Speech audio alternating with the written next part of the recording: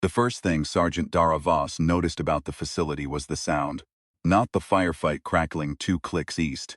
Not the drone of atmosphere processors grinding against the Kareth moon's thin air. Not even the low subsonic hum that had been rattling her back molars since they crossed the ridge.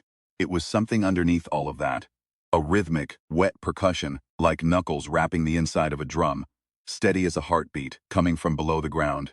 She held up a fist. Her squad stopped. "You hear that?" she said. Corporal Fenadays tilted his head. He was 22, from the Nairobi uplands, and he had the best ears in the 9th Forward Reconnaissance. "Machinery," he said. "Heavy machinery, maybe fabrication grade." "Underground fabrication," said Private Maratol. She was 17 days out of basic and still chewed the ends of her words like she was trying to eat them. "On a combat moon." "Yeah," Voss said. She didn't say anything else. She looked at the facility's surface structures. 3 squat domes, antenna arrays, a single hardened vehicle exit ramp angled down into the rock. The Kareth Collective had built it to look like a signals relay station. Every UEC map labeled it as a signals relay station. 2 intelligence analysts back on the Harbinger had looked at satellite imagery and nodded and said, "Signals relay station." Voss was looking at exhaust vents the size of personnel carriers, and she was listening to that sound and she was thinking, "This is not a signals relay station." "Stack on the hatch," she said. They went in through a maintenance shaft. Toll burned the lock in 4 seconds. She was slow with most things but fast with cutters, a fact Voss had noted and cultivated over 2 months. The shaft dropped them into a crawlway that smelled of hot metal and something organic underneath it, a dense sour smell that caught in the back of the throat like a question. The crawlway leveled into a service corridor. Service corridors were the same everywhere. Voss had cleared enough of them that she stopped seeing walls and started seeing angles, cover, fatal funnels, things to stand behind. This one was pale gray composite, lit by strips of amber bioluminescent piping, Kareth Collective standard. The amber light made everything look like it was already on fire. Corporal Adazi put 2 fingers to his temple and relayed the IF readings. No human signatures within sensor range. The only biosigns were clustered in the structure below, and abundant. "How many?" Voss said. He looked at his wrist display, looked at it again. "I can't get an individual count," he said. "It's reading like a mass. A single mass reading. One big thing? No." He turned the display toward her. The biosign bloom on the screen was not one shape.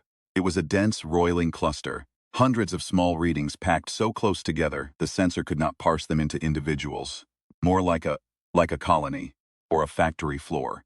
The wet percussion from below had gotten louder. Voss said, "Move." They found the overlook by accident. A maintenance ladder dropped them into a ventilation inspection walkway that jutted over the main chamber like a forgotten thought. No railing on the far edge. Just a 2-meter-wide grate of perforated metal hanging over a vertical drop that Voss estimated at 30 meters, maybe more. She went to the edge. She looked down. For a long moment she did not process what she was seeing. Her brain presented the information and then declined to assemble it into meaning, the way it sometimes did with things that had no frame of reference, no category, no prior experience to hang itself on. The chamber below was enormous. It stretched laterally further than the domes above suggested was possible.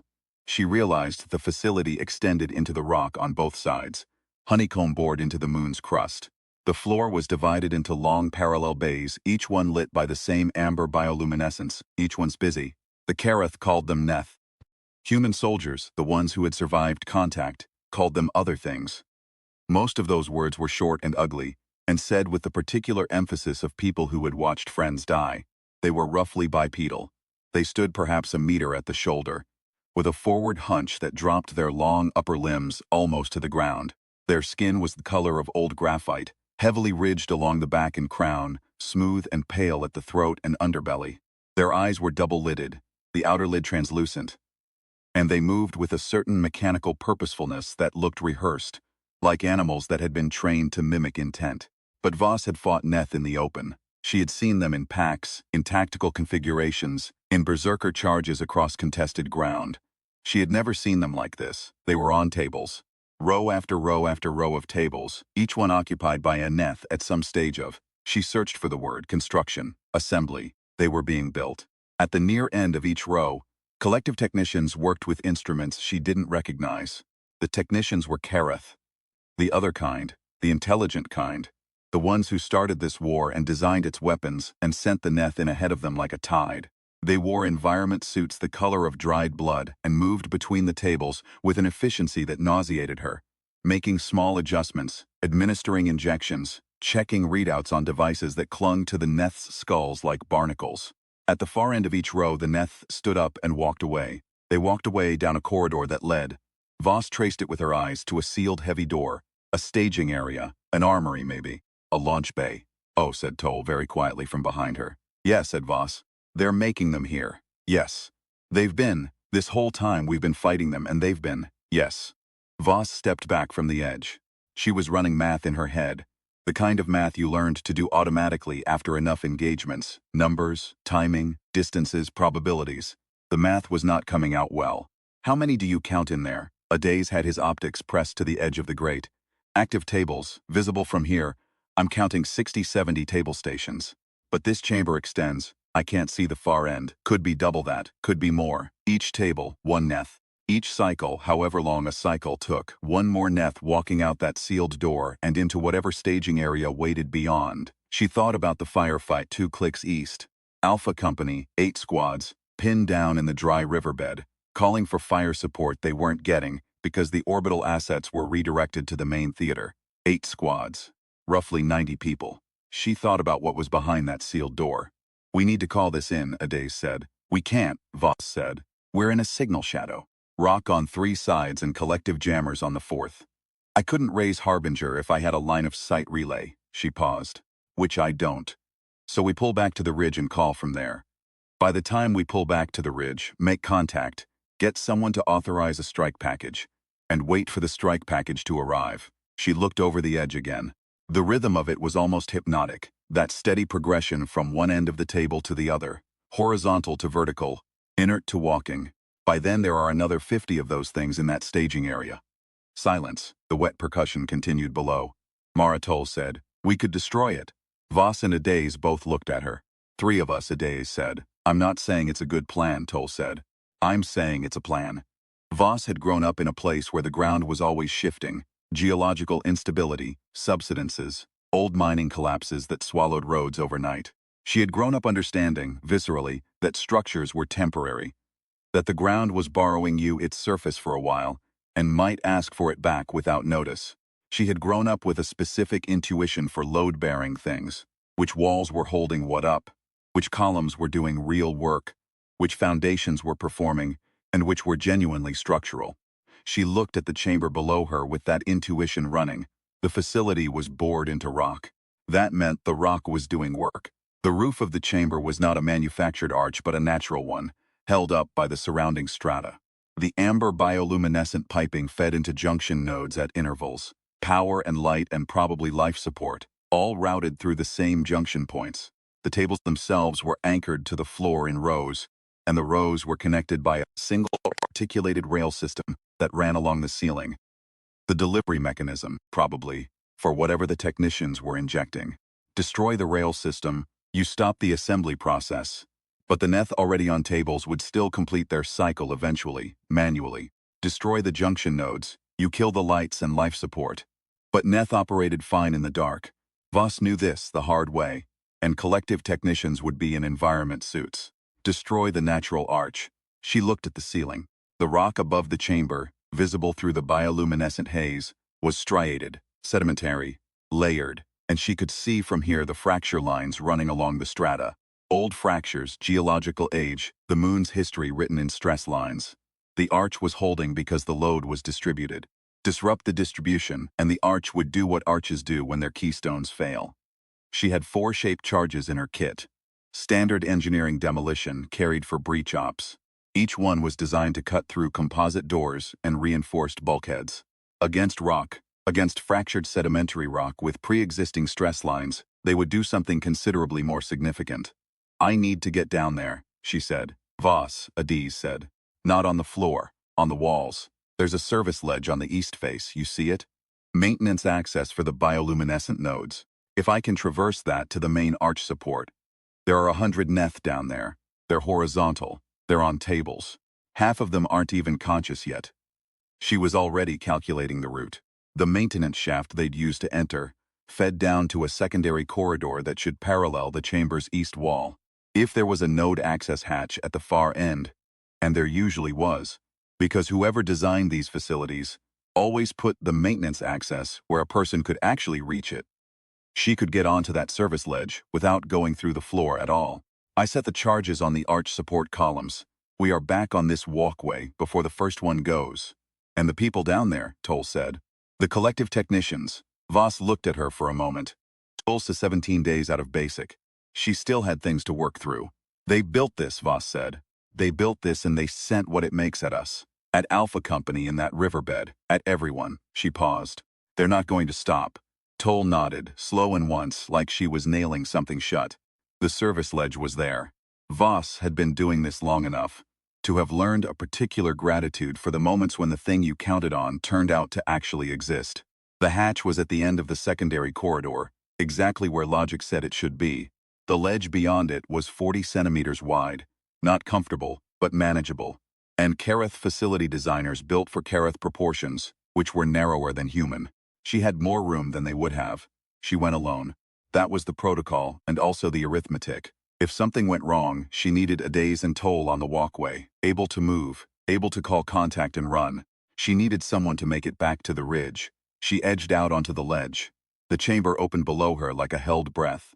Up close, the sound was different. The wet percussion she'd heard from the surface was just one layer. Underneath it was a kind of low, steady respiration, not mechanical, biological. The Neth on the tables breathing in slow unison. And underneath that, barely audible, something she had no category for. A tone, almost subsonic, emanating from the devices on the Neth's skulls. She could feel it more than hear it. A vibration that moved through her boot soles and up her shins, and gathered at the base of her skull. Conditioning. It had to be conditioning. Whatever the collective used to make the Neth what they were. To convert biological material into something that walked toward human positions without hesitation or fear or mercy. She wondered, not for the first time, what the Neth had been before this, whether there had been a before. She moved along the ledge. Slow, deliberate, weight transferred with care. Below, the technicians worked in their blood-red suits. None of them looked up. The first arch support column was 8 meters ahead. She could see the fracture lines from here. A diagonal crack running from the column's contact point up into the ceiling strata. Already stressed, already speaking. She pulled a shaped charge from her kit and held it in her right hand, moving on her left and her feet. The ledge narrowed. She did not look down. The first placement took 40 seconds. She set the charge at the fracture point, pressed the adhesive backing, dialed the timer, moved on. The second column was 6 meters further. Between her and it, a gap in the ledge, a meter of nothing. A maintenance access recessed into the wall, and she had to reach across it, fingers gripping the junction node housing on the far side, boots finding purchase on the outer edge of the recess. She was over the gap for maybe 2 seconds. She felt those 2 seconds like a physical thing, like a weight she was carrying. She set the second charge. She was reaching for the third when one of the Kareth technicians looked up. She had no idea what made it look. Maybe the subsonic tone shifted when she passed near one of the nodes. Maybe it caught motion in its peripheral vision. Kareth visual processing was wide spectrum. She knew that. They saw into the near infrared. Maybe it was something else entirely, some sense she didn't have a name for. It looked up, and it saw her, and for a moment they were simply two creatures looking at each other across 30 meters of amber-lit air. Then it started making noise. Kareth communication was fast. She had observed this. They did not shout, did not call out in sequence. Information moved through them in a burst. Some kind of low-bandwidth compression that delivered meaning whole rather than in parts. The technician made one sound, and every other technician in the chamber turned. And then, because this was the thing about facilities that manufactured Neth, the Neth started to stir. The ones near completion, the ones at the far end of the tables, already upright, already processing, turned their double-lidded eyes toward the ledge, toward her. She watched the outer lids slide back and the inner lids focus, and something that was almost recognition move across the ridge-plated faces. Voss placed the third charge. She did not rush it. Rushing meant misplacement.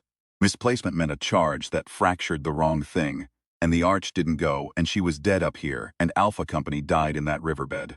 She pressed the adhesive, dialed the timer, moved. The first Neth came off its table. It came off like a waking thing, like something remembering what its limbs were for. It was incomplete. She could see that, the conditioning sequence disrupted, the skull device still running its half-finished program. But incomplete was not the same as harmless. It found the floor and it found balance, and it started moving toward the east wall, toward the ledge, toward her. Others were following. Voss, Adiazi's voice in her earpiece. I'm looking at the motion sensors. I count. I know, she said. I count. I know, Fen. She was 3 meters from the fourth column. The fourth column was the keystone placement, the one that mattered most. The other 3 would fracture and crack and cave in their sections. But the fourth was the apex of the arch's load path. The fourth was the one that brought the ceiling. Aneth reached the wall below her. It was tall enough, standing at the base, that its upstretched forelegs could reach the bottom of the ledge. She felt the impact through her boot soles, a grip, testing, a hand-over-hand attempt at climbing that the ledge's smooth, composite surface frustrated. The grip slipped. It tried again. She placed the fourth charge. Her hands were steady. She had wondered at various points in her career whether her hands would be steady at moments like this. And the answer had always been yes, and she had stopped wondering. They were just hands. They did what they were told. She dialed the timer to synchronize with the first 3 seconds, all 4 going at once. Then she looked at the gap, the meter of nothing, between her and the maintenance hatch, between her and the secondary corridor, between her and the walkway where Adazi and Toll were waiting. The Neth below her had figured out the wall. It had found the junction node housing she had used, the same handhold, the same logic of the facility, and it was climbing.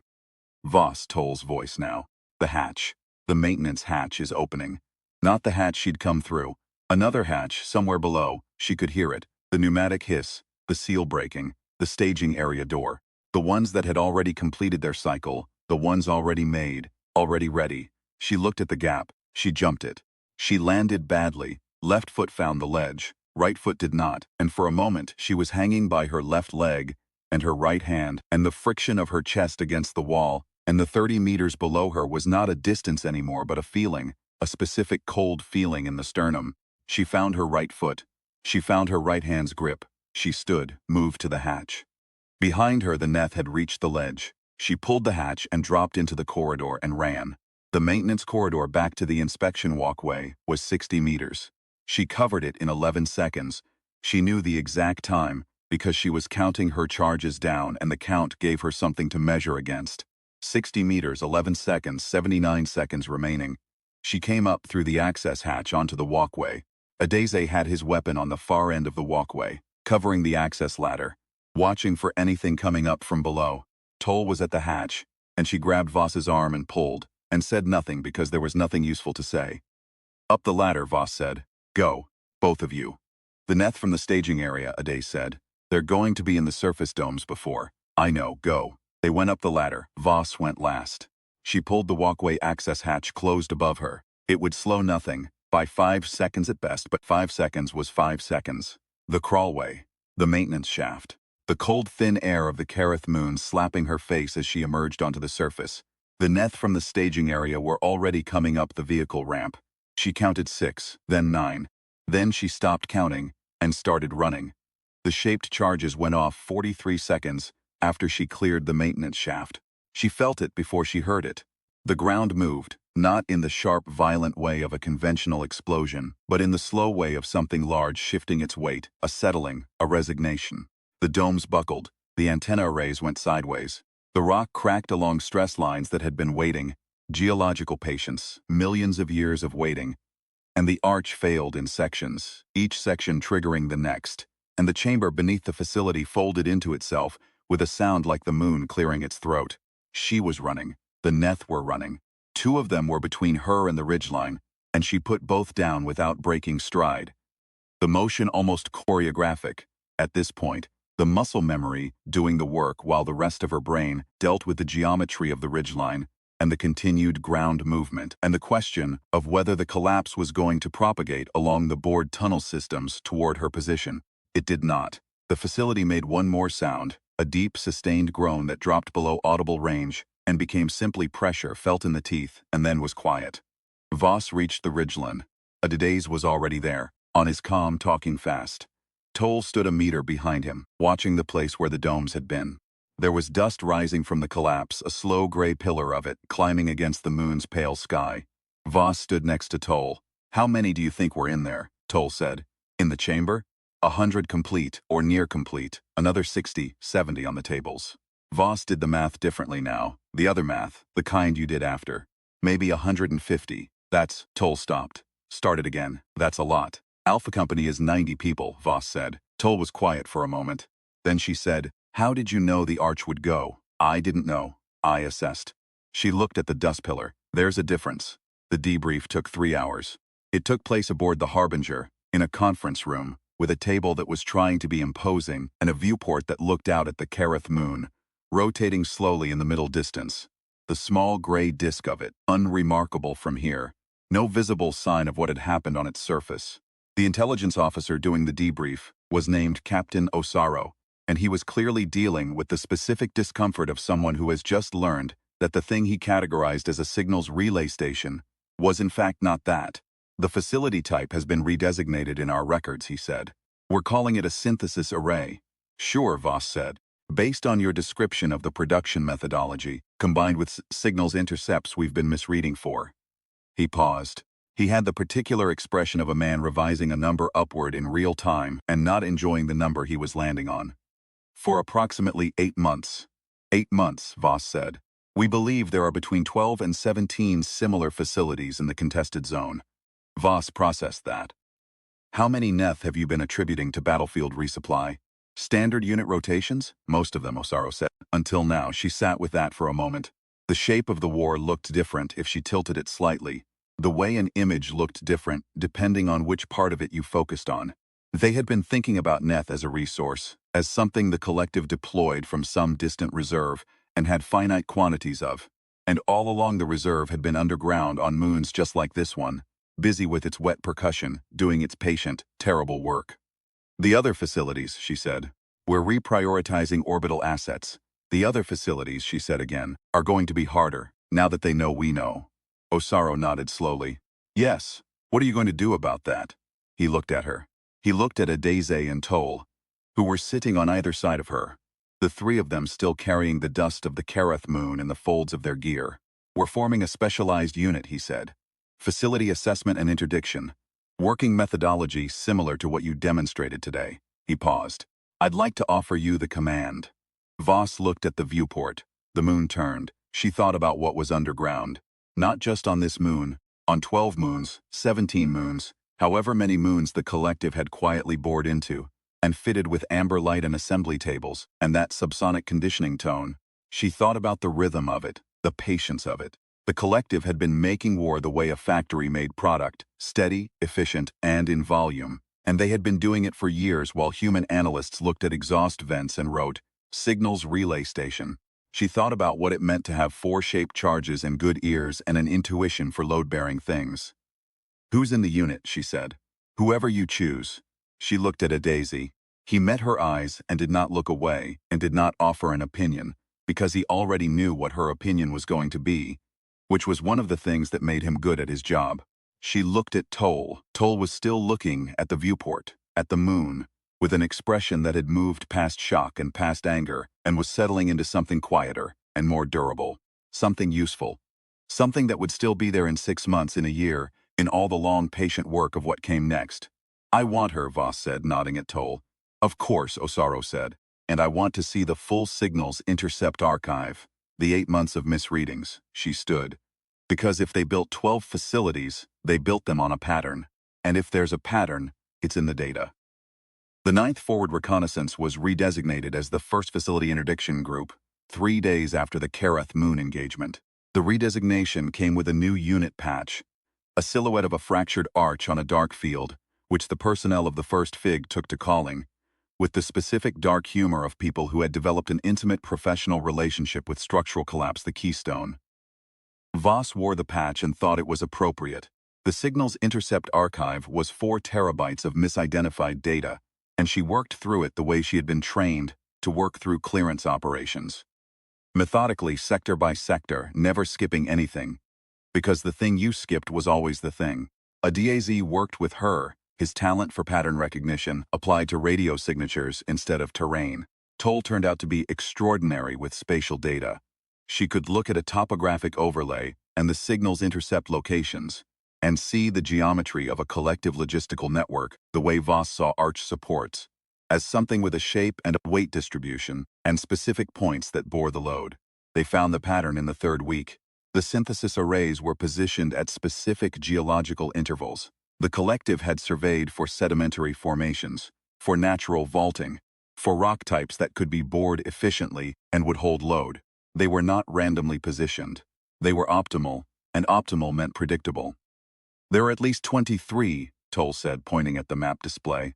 The locations she'd marked formed a rough network, not just in the contested zone but beyond it. In nominally neutral sectors, in a region UEC classified as uninhabited and therefore low surveillance. Maybe more, but these 23 fit the geological signature. Voss looked at the map.